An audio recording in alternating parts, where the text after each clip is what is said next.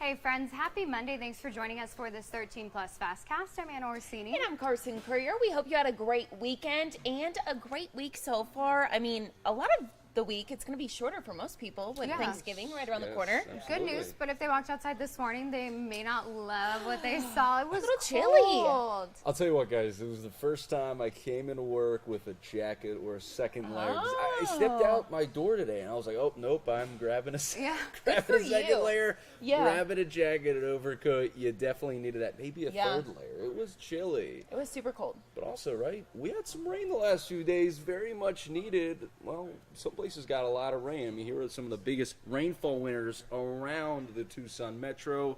Just to the north of Mount Lemmon, getting 1.3 inches. Pretty nice rainfall there. And then how about Summerhaven, the mountain town there on Mount Lemmon, getting about 0.8 of an inch and about half an inch within the confines of the city. Las Vistas is just to the southeast of downtown. But today, and kind of yesterday, a very different story. A lot drier air, and you could see that right on the water vapor map. So that brown you see, that is a lot drier air, and you can see that is widespread here now in southern Arizona. And, well, what has it resulted in?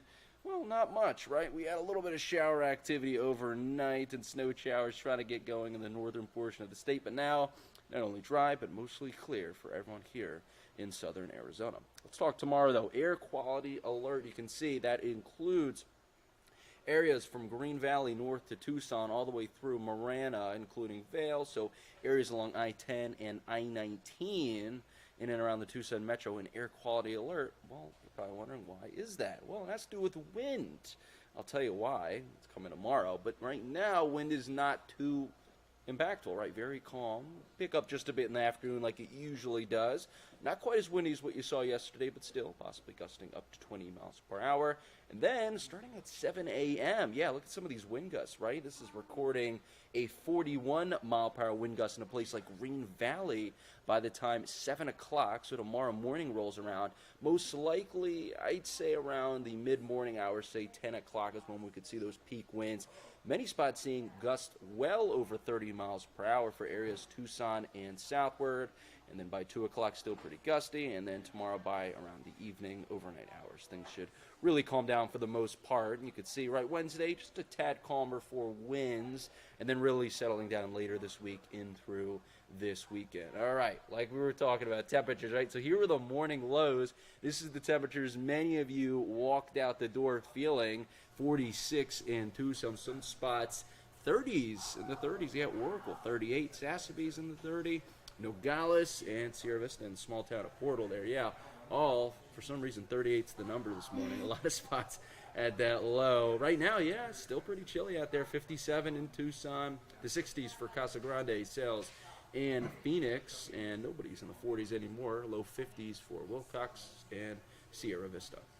We're expected temps to warm to the low 60s by noon. Check this out, guys. Right around 3 o'clock, right? I mean, high 60s. We might not even crack 70 degrees today in Tucson. So if that happens, just a little tidbit, that would be our coolest high temperature since April 4th. Wow. Yeah, that is a long time ago. So, yeah, coolest temperatures of the season for many here in the region today to start your week. And then by around 9 o'clock, throw low temperatures. Oh, let's see. Are we going to do it? Are the numbers going to change? All right, graphics a little slow. Oh, there we go. Now we go. Good job, graphics. We're cheering you on there. All right, so temperatures in Tucson by around 9 o'clock. We're expecting, again, clear skies throughout the remainder of the day and temperatures then dipping back to the high 50s. And I'd be remiss if I didn't talk about a little Turkey Day, right? So here is an early look at your hourly forecast for your Thanksgiving. There's the dancing turkey. Unfortunately, Can you do that dance? That is, yeah. Maybe. Yeah, I don't know. Exclusive to the turkey. I don't know. That's a pretty good turkey. That's a pretty good turkey dance right there. Okay. Shaking his tail feathers. Yeah.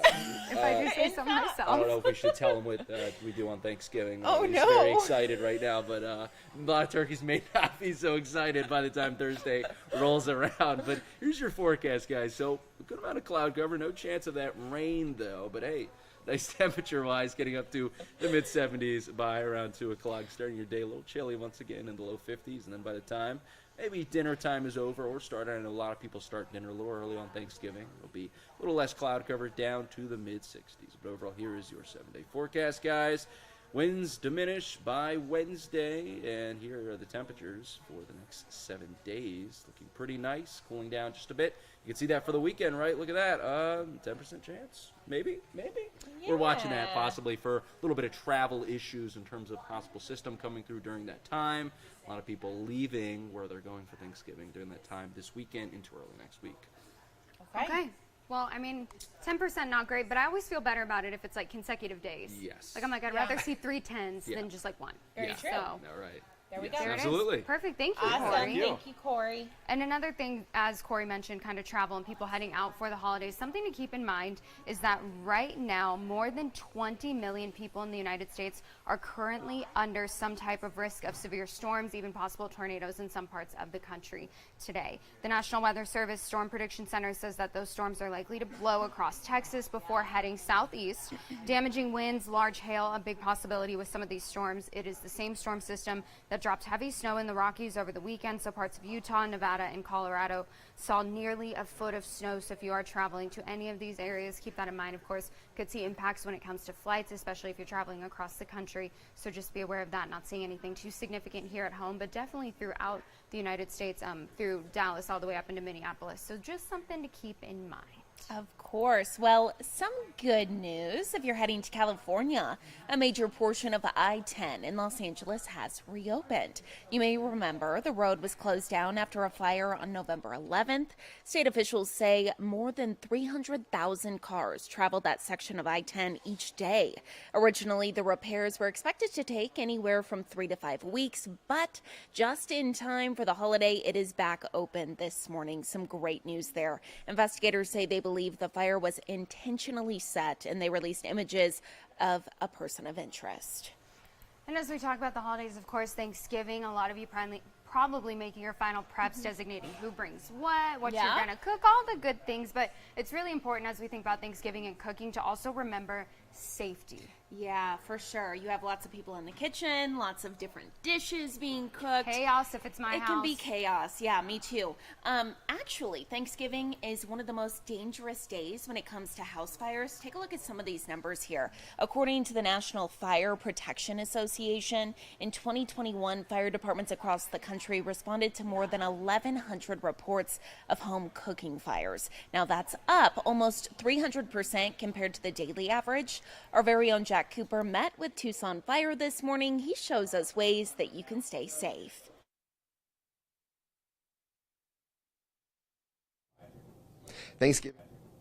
Thanksgiving is actually the busiest day of the entire year for firefighters because of all those house fires that can be started when you're out there cooking. So we want to go over some ways that you can stay safe, and to do that now is Barrett Baker with Tucson Fire, and thank you so much for joining me. So let's go over some of those ways that people can stay safe when they're going to be cooking for Thanksgiving. Sure, we're going to break that trend that you just referred to, and we're going to break it with just doing little things correct. So we're cooking in the kitchen. You've got the stove, you've got the oven, you've got a crock pot, you've got a lot of things that are hot and can actually lead to burns. So the little things that you can do, we've got burners in the front and burners in the back. If you're boiling water for potatoes, corn, anything like that, we're going to use the back burner as much as possible. That way, obviously, it's away from things. When it comes to stoves, and it's easy for me to walk by this and hit it with my waist, hit it with my hand, anything like that. Boom, now we spill, we scald.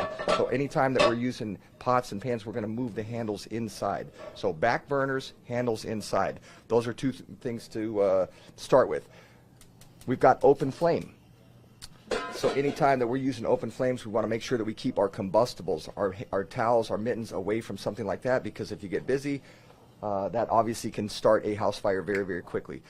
Below, we've got the oven. Now, what happens with ovens is oftentimes we forget that we put things in the oven. We preheat that. Now you got 400 degrees and something combustible in there if you use it for storage. So A, don't use it for storage. B, you look in there, probably a good idea to clean the oven before you use it. So if you have a lot of grease build up below, then that can cause a fire. If you do get an oven fire, we want to make sure that we just keep that door closed. That's going to run out of oxygen, probably put itself out. When you do this, you introduce oxygen. Now that small oven fire becomes a big kitchen fire. So leave that closed.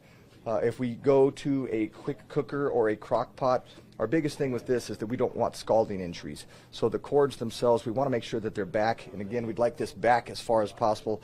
That way, if you get caught on it, or if a little kid comes in, one of your little children, and they see that cord and they accidentally pull it down, then obviously that would be a recipe for disaster, and we want to avoid that as many times as possible. So keep everything back as much as possible.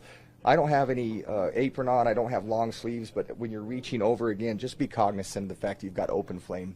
And then the last thing is that we don't think anything is going to go wrong, but having a fire extinguisher in your house is obviously such a huge, you are your own fire department for that first 2 or 3 minutes. So if you have a small fire, you can keep it small and you can possibly extinguish it. If it does get any bigger and that does not work, then obviously call 911 as quickly as possible, and we'll be there within minutes to make sure that Thanksgiving stays happy and festive. Awesome. Thank you so much for joining me today. If you want to check out any of these tips, we have them up on our website right now. Reporting at Tucson Fire, I'm Jack Cooper. Back to you.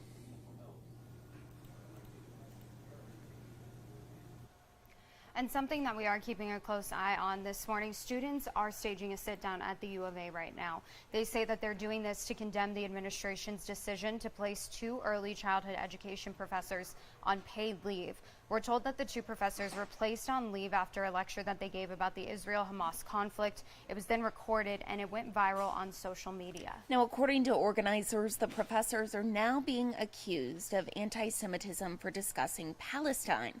Demonstrators say they want to send a message to the university that it cannot conduct business as usual while censoring their students' education. This is the second time this semester that lecture content from U of A courses has been shared online.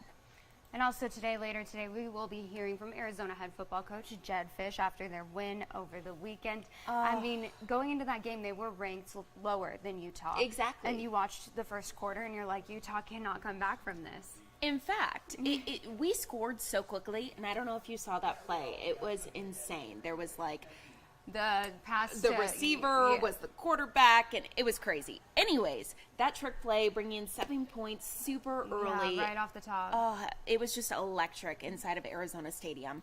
And we know that this is the highest ranking for the U of A football team since September of 2015. They are now number 16 in the AP poll, and they're also in a position to do something they haven't done in quite some time, make the Pac-12 championship. So there's really a lot of variables here. It comes down to a couple of different factors. It all needs to happen this weekend. So the first thing is that Washington has already secured their spot in that Pac-12 championship. So for Arizona to get the other one, they need Oregon to lose to Oregon State. That game is Friday night at 6:30. Obviously a high stakes game. It's both of their schools there in Oregon. And then the second thing is that the Cats will need to beat ASU in Tempe on Saturday. Shouldn't be that hard, if I'm being honest. That game is at 1:30. Oh, those rivalries, though, it just makes you nervous because honestly, anything could happen, especially since we aren't at home. But fingers crossed, I have good faith in our Wildcats. Again, we'll be hearing from Coach Fish at 1:30, so make sure you join us for our 2:30 FastCast to find out what he has to say. And we'll take another look outside today. Looks good out there, looking at maybe a little bit of a breeze, not too bad. We always kind of base it off of those trees. That's, when you don't have a degree in meteorology, that's how you That's tell how if we it's do windy it. or not. Yep. Yeah, not really a super extreme science there. You just look at the trees, see if they're blowing. But other than that, looks good. A little bit cooler to start off our day. And like Corey said, may not even break the 70-degree mark today. I love it, to be honest. It feels good. It feels great. So grab a jacket, head outside, enjoy it. Thank you all so much for watching this 13 Plus FastCast. Tune in at 2:30 for more news and weather.